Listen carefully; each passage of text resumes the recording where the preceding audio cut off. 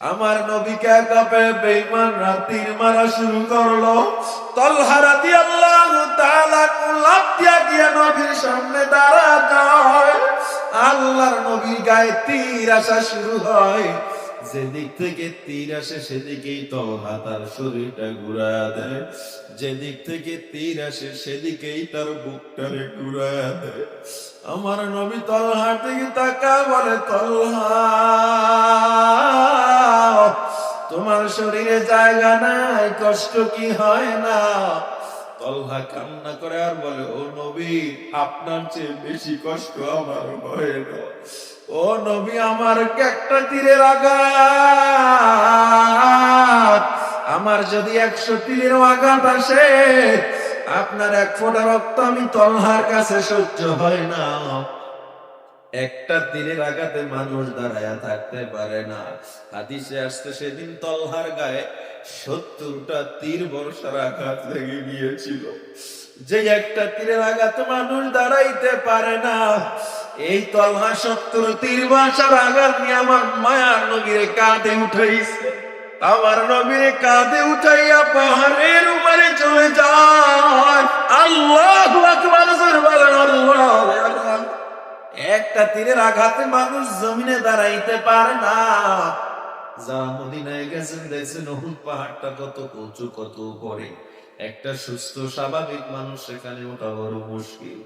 আর তালহা সেখানে 70টা তীর বর্ষার আঘাত নিয়ে নবীরে কাঁধে নিয়ে পাহাড়ের উপরে চলে গেছে। আমার নবীকে পাহাড়ের উপরে নিয়ে তালহা জমিনে শুয়ে পড়েছে। আমার নবী তালহার মাথাটা নিজের রানের উপরে উঠাইয়া নেয়। আমার নবী মাথা মোছার কয়, তালহা তোমার বুঝি অনেক কষ্ট হয়? তালহা কয়, নবী আমার কোনো কষ্ট নেই, আপনার মোবারক কোলে আমি চড়তে পেরেছি। ও নবী, আমার কোনো কষ্ট নাই, আপনার দামি হাত আমার মাথায় বুলাইছে। মদিনার জিন্দেগিতে আমার নবী হঠাৎ হঠাৎ করে কান্না করতেন। একদিন আবু লুবাবা রাদিয়াল্লাহু তাআলা জিজ্ঞাসা করে, ও নবী, আপনি কেন কোনো প্রসঙ্গ ছাড়া কান্না করেন? ও নবী, আপনি কেন কোনো প্রসঙ্গ ছাড়া কান্না করে দেন? আল্লাহ নবী রেখে বলে, আবু লুবাবা, আমি কোনো প্রসঙ্গ ছাড়া কান্না করি না। আমি কান্না করি যখন আমার তালহার কথা মনে পড়ে যায়। উহুদের ময়দানে আমার তালহা আমার জন্য জীবনটা দিয়ে দিয়েছিল। আল্লাহ তাআলা বলে, আমি আল্লাহ বান্দার জান এবং মাল ক্রয় করব, বিনিময় দিব জান্নাত। এবার আমাকে বলেন, যারা বাজারে যান সামান কেনার জন্য যান, বাজারে গিয়া মাছ কিনে কেউ পচাটাও কিনে, কেউ 1 নম্বরটা ছাড়া কিনে না, কেউ বড়টা ছাড়া কিনে না, ঠিক না? ক্রেতায় ভিন্নতা আছে না নাই? যার কোয়ালিটি যত ভালো তার প্রোডাক্ট কেনার কোয়ালিটিও তত হাই। এমপি লেভেলে যান, মন্ত্রী লেভেলে যান, আর উপরে যাবেন, তাদের প্রোডাক্ট কেনা, তাদের মাল সামানা কেনার কোয়ালিটি আরো হাই। অনেক কিছু ফাইন্ড আউট করে ভালো করে দেখে শুনে তারা মাল কিনে। সেখানে আমার আল্লাহ ক্রেতা হইলেন, তাইলে তিনি কেমন প্রোডাক্ট কিনবেন? পচা মাছ ওয়ালা মার্কা প্রোডাক্ট কিনবেন, 2 নাম্বার প্রোডাক্ট কিনবেন? আল্লাহ বলে, আমি আল্লাহ এমন জান এবং মাল কিনবো যে জানের মধ্যে কোনো গুনাহ নাই।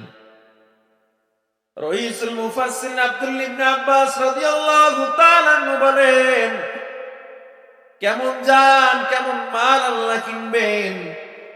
যেই জান এবং মালের মধ্যে 2টা গুণ পাওয়া যায়। সবাই হাত উঠান, কয়টা গুণ পাওয়া যায়? এতটুকু সময়ের আলোচনাটুকু মুখস্থ করে নিবেন, পারবেন তো ইনশাআল্লাহ? আমার এই জানটাকে, আমার এই দেহ, আমার এই অন্তরটাকে আত্মশুদ্ধি করার জন্য 2টা গুণ লাগবে। 1 নম্বরের গুণ ইবাদাতে কুল্লিয়া মা খুলুসিয়াত। এই অন্তর পরিষ্কার করার জন্য 1 নম্বর লাগবে আপনার ইবাদত খুলুসিয়াতের সাথে একনিষ্ঠ। সব ইবাদত আপনার লাগবে। ইবাদতের মধ্যে 1 নম্বরে গুরুত্বপূর্ণ ইবাদত কি? নামাজ। সবাই বলেন কি? নামাজ আপনার কেমনে একনিষ্ঠ ভাবে পড়া লাগবে আল্লাহ তাআলা সূরা মুমিনুনে বলে দিয়েছেন قد أفلح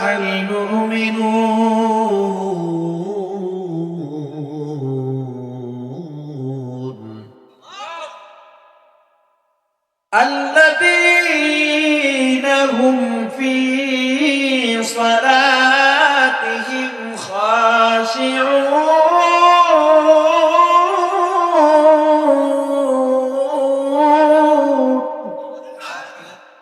আল্লাহ তাআলা বলে মুমিনরা সফল কোন মুমিনরা সফল বলে যেই মুমিনের নামাজ খুশুর সাথে হয় এজন্য জান পরিষ্কার করার জন্য দুইটা শর্ত এক নম্বরে ইবাদত হতে হবে ইখলাসের সাথে নামাজের ইখলাস কোনটা সব নামাজের নামাজ এক না কারণ নামাজের স্পিড 2G কারণ নামাজের স্পিড 3G কারণ নামাজের স্পিড 4G কেউ 5G আর কাউকে তো ধরাই যায় ঠিক না নামাজ একটা ডিস্টার্ব আমাদের কাছে দোকানে কাস্টমার নামাজের জন্য আর মায়া নেই বাস মাহফিলের আয়োজন করছে কমিটির নামাজ শেষ হয় কি হয় না বিয়ে বাড়ি বিশাল আয়োজন নামাজ নাই যে একেবারে সবচেয়ে ভালো নামাজি এই ব্যক্তিটা ওদিন নামাজ পড়ে না হয় কি হয় না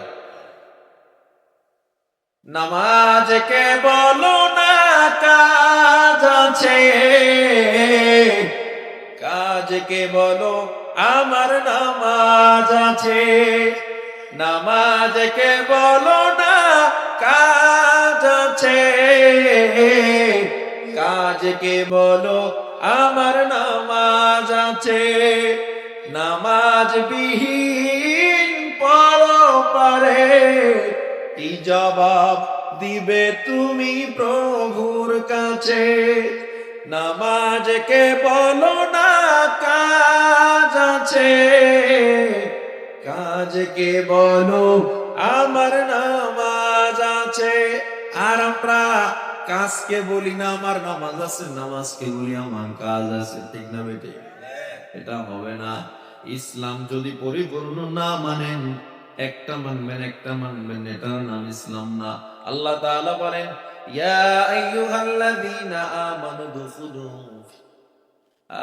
দুখুলু ফিস-সিলমি কাফা পরিপূর্ণভাবে ইসলামে ঢোকো তাইলে আমার অন্তর আত্মশুদ্ধির জন্য কয়টা গুণ লাগবে এক নাম্বার খুলুসিয়াতের সাথে সব ইবাদত ইবাদতের মধ্যে এক নম্বরে নামাজ নামাজ কেমনে পড়তে হবে বলে খুশু এবং খুজুর সাথে আল্লাহ ইবনে মাসউদ রাদিয়াল্লাহু তাআলা বলেন খুশু খুজুর সাথে কি আপনি নামাজ পড়বো খুশু অর্থ হলো আমার পুরো দেহটাকে আল্লাহর দিকে সিজদা অবনত করা খুজু অর্থ হলো আমার অন্তরকে আল্লাহর দিকে ঝুঁকায়া দেওয়া এক কথায় আমার দেহ এবং মন আল্লাহর দিকে ঝুঁকায়া দেওয়ার নাম হলো নামাজ দুনিয়ার সব চিন্তাবাদ আমার কেউ নাই নামাজ যখন আমি দাঁড়াইছি ও মুসলমান এমপি মন্ত্রীর সামনে দাঁড়াও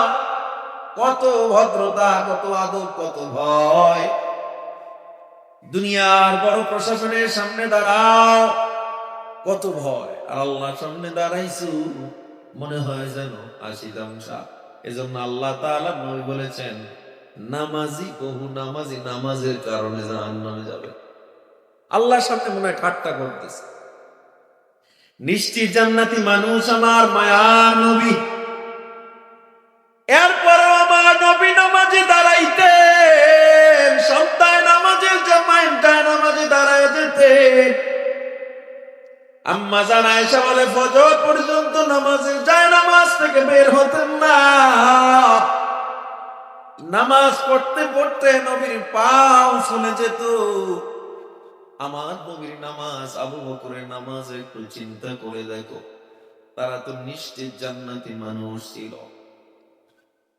আমার নামাজ আমার রোজা আমার হজ যাকাত পর্দা ইবাদত সব ঠিক আছে কিন্তু আমি সুদ খাই আমায় বলেন তো আমার সব কিছু এবার ঠিক আছে নি নাকি সব শেষ আমি সুদও খাই না একটু সমস্যা কয় কি বাবির লগে দেখা দেয়, কার লগে কিছু আছে আর বাকি সব শেষ। অর্ধেক মানবেন অর্ধেক মানবেন না, এটার নাম ইসলাম না। মানলে পরিপূর্ণ মানতে হবে, মানলে পরিপূর্ণ মানতে হবে। এক নম্বর গুণ আমার ইবাদত ইখলাসের সাথে খুলুসিয়তের সাথে হতে হবে। দ্বিতীয় নাম্বার জিহাদ ফি সাবিলিল্লাহ। এই জায়গায় বহু আলেম ধরা খেয়ে যাবে, বহু মুত্তাকি ধরা খেয়ে যাবে, বহু শাইখুল হাদিস ধরা খেয়ে যাবে। এটা কোন জায়গা? বলে ইবাদতের পাশাপাশি আল্লাহর রাস্তায় জীবনকে বিলিয়ে দেওয়ার জন্য জানকে প্রস্তুত রাখতে হবে, না হয় এই জান আল্লাহ তাআলা কিনবেন না। বহু আলেমরা বলতে চায় জায়নামাজে বসে যদি আমি দোয়া করি ইসলাম কায়েম হয়ে যাবে। জায়নামাজে বসে দোয়া করলে যদি ইসলাম কায়েম হয়ে যাইতো, আল্লাহ নবী উহুদের ময়দানে গিয়ে রক্ত দেওয়ার প্রয়োজন ছিল না। কথা বলে, জায়নামাজে বসে যদি ইসলাম কায়েম হয়ে যাইতো, 27টা যুদ্ধে আমার নবী গিয়া তো কষ্ট করে উপস্থিত হওয়া লাগতো না। নবী আমার প্রমাণ করে গেলেন জায়নামাজের ইবাদত ঘরের ইবাদত ঘরে করতে হয়, ময়দানের ইবাদত জানের ইবাদত জিহাদের ইবাদত ময়দানে গিয়েই করতে হয়। এর বাইরে যারা চিন্তা করবে মুনাফিক, কোনো সন্দেহ নাই, ঠিক না বেটে? অনেকে বলতে চায় আমি শুধু দোয়া করলে ইসলাম কায়েম হয়ে যাবে। না না, দোয়া করলেই যদি ইসলাম কায়েম হয়ে যাইতো, সাহাবায়ে কেরাম রক্ত দেওয়ার কোনো প্রয়োজন ছিল না। মুসলমান, মুসলমানের তো দুইটা গায়রাত থাকতে হয়। সবচেয়ে বড় গায়রাত মুসলমানের মধ্যে, গায়রাত দুইটা থাকতেই হয়। এক নাম্বার ইবাদত করবে, আল্লাহর কাছে মাথা নত করবে। দ্বিতীয় নাম্বার বাতিলের কাছে মাথা নত করবে না। এই দুইটা গায়রাত যেই মুসলমানের মধ্যে নাই, ওরা হলো সরকারি আর তরকারি মুসলমান। সরকারি আর এরা দরকারি না। মুসলমানের তো অভাব নাই, কিন্তু আপনার অন্তর, আপনার জানের চিন্তা কি আপনি একবার করছেন? আপনার জান, আপনার মাল, আপনি মনে করছেন আপনি হাজী সাহেব, আপনি 40 বার ওয়াজ করছেন, উমরা করেন প্রতি বছর, আপনার সাথে ইবাদতে কেউ পারে না। কিন্তু যখন অন্যের বিরুদ্ধে কথা বলা দরকার, ময়দানে জীবন দেওয়া দরকার, আল্লাহর নবীর বিরুদ্ধে খ্রিস্টান ইহুদি বেঈমানরা কথা বলবে, কিন্তু মুসলমানরা যখন কথা বলে তখন আপনার জবান নাড়ে না। আপনি খানকা নিয়ে পড়ে আছেন, আপনি আপনার দল নিয়ে পড়ে আছেন, আপনি আপনার পেট নিয়ে পড়ে আছেন। যার অন্তরে আল্লাহ নবীর জন্য মায়া রাখবে না, আমার নবীকে গালি দেওয়ার পরও যার অন্তরে রাখবে না, ও আমার নবীর স্পষ্ট মুনাফিক উম্মত। বিশ্ব নবীর অপমানে যদি ঢাকা দে তোমার মন, মুসলিম নয় মুনাফিক, তুই নবীজির দুশমন। নবীর জন্য জীবন দিবে কে আছো নওজোয়ান, তাকবীর ছেড়ে সিংহ শাবক হও তুমি আগুয়ান। তোমার বুকে ইমানের বল, জবানে আল কোরআন, ভয়ে কাঁপে কাপুরুষ সব আর নরধম শয়তান। জীবনের চেয়ে বুকে আছে বেশি নবীজির সম্মান, কেমনে তুমি থাকবে বসে হলে তার অপমান। তুমি সাচ্চা মুসলমান, ইমান তোমার ধন, সাচ্চা মুসলমান, ইমান তোমার ধন। নবীর জন্য জীবন দিবে কে আছো মুসলমান?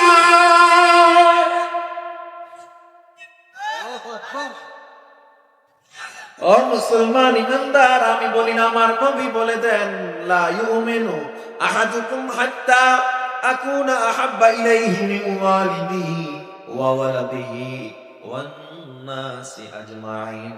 মুমিন হতে পারবে না যতক্ষণ না পর্যন্ত তোমার মা বাবা, তোমার দল, তোমার সব মানুষের মধ্যে আমি নবীকে বেশি ভালো না বাসবা, মুমিন হতে পারবা না।